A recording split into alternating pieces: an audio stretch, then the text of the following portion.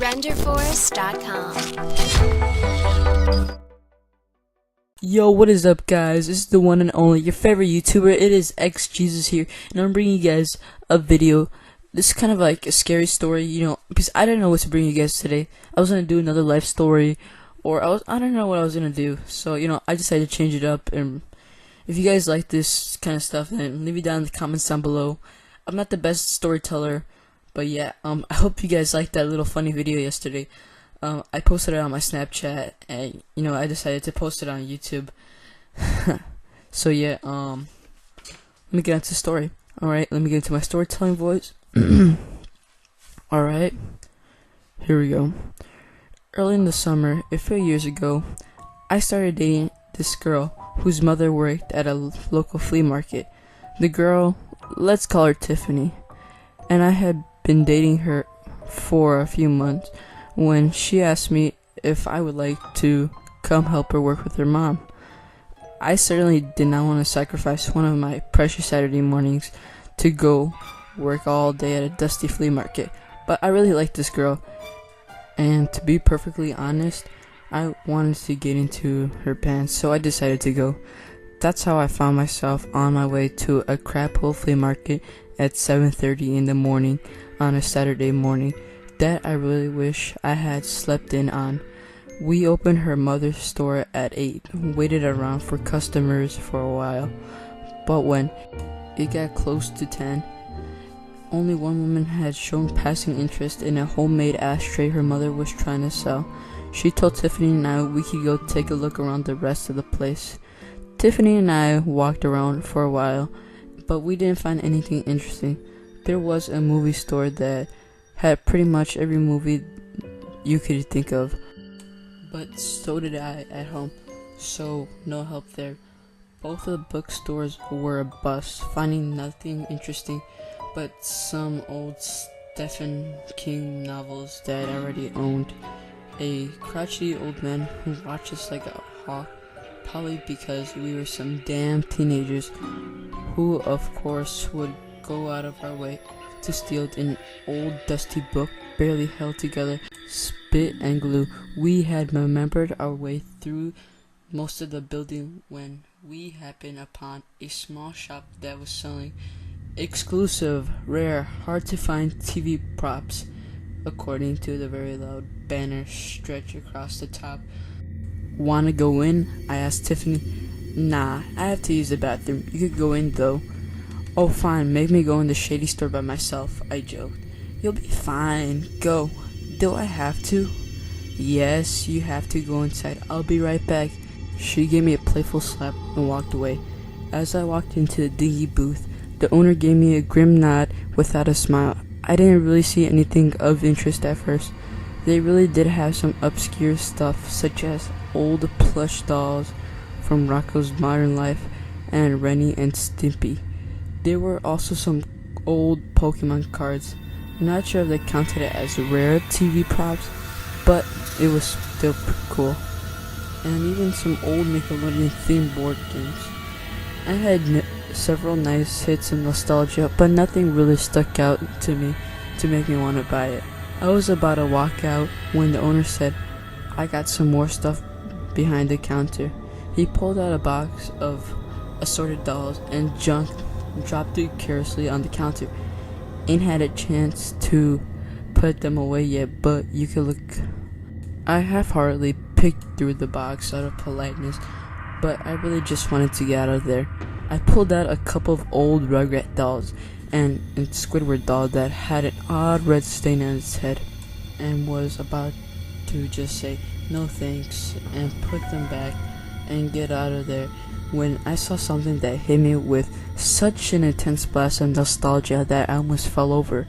A dirty white skull stared at me from the bottom of the box, his huge black glassed eye that were entirely too large for his head. Just as I remembered, I reached down and picked him up, almost forgetting the entire world around me. As I looked over the thing I had completely forgotten about until this moment, the tan top hat and cape made of some of the roughest leather I felt was sewn up in some crazy patterns I remember so vividly from my childhood.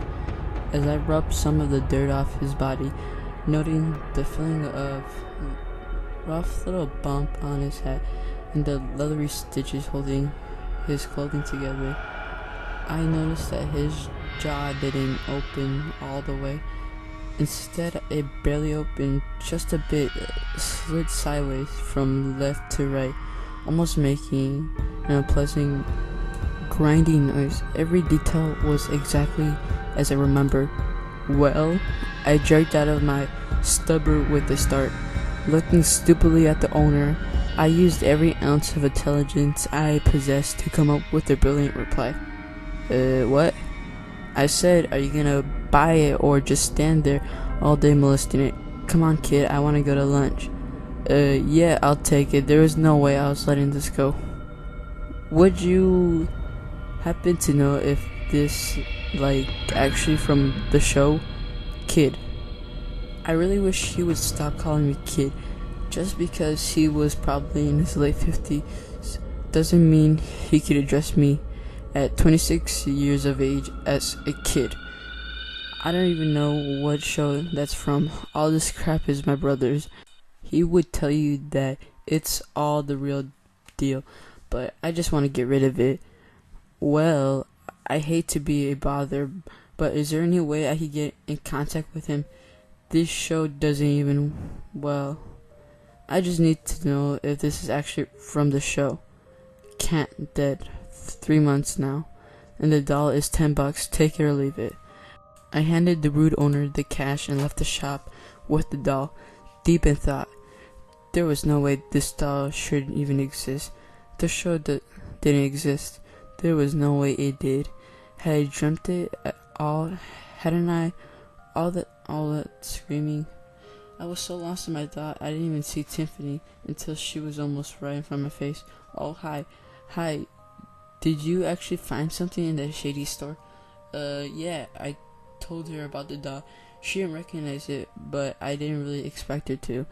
Our conversation quickly turned to other things, such as creepy old lady she had encountered in the bathroom who had taken up 15 minutes of her time asking many personal questions. We finished our day. Her mom thanked us for our help. We spent the day together. For those who are curious, I did not succeed in getting in her pants, but that's inconsequential to the story. Anyway, that night when I got back to my apartment, I pulled out the doll, something I had been dying to do all day but had avoided so I didn't seem like a freak, so I gave it a closer look. I couldn't get over how genius the cape felt. I loved the feeling of running my fingers over it, enjoying the smooth yet rough texture of the stitches. That top hat was removable, and the glass eye were indeed made of real thick glass. It was all as I had remembered. I was in utter shock. Even still, how did this exist? And I'm gonna have to cut it there. Yeah, this is gonna be part 1. I'm sorry if you guys were really into it, and I cut it off for you. My bad, guys. I'm sorry if my reading skills suck. It's because I'm really tired. I just came out of a party. I wanted to record a video, edit it real quick, and post it on YouTube so you guys can watch. Right now I just made it 1 part because I wanted to see what you guys thought. If you guys liked it or not. Yeah. So I guess this is gonna be my outro. Yeah. So see you guys later. I love you guys so much, and